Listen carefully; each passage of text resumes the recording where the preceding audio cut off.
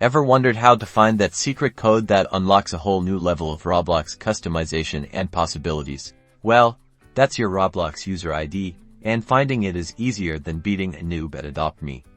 Let's dive right in first. You'll need to head over to the Roblox website. Roblox can make sure you're logged into the account you want to find the user ID for. Once you're logged in, navigate to your profile page. You can do this by clicking on your username in the top right corner of the screen, or by searching for your username in the search bar and then clicking on your profile.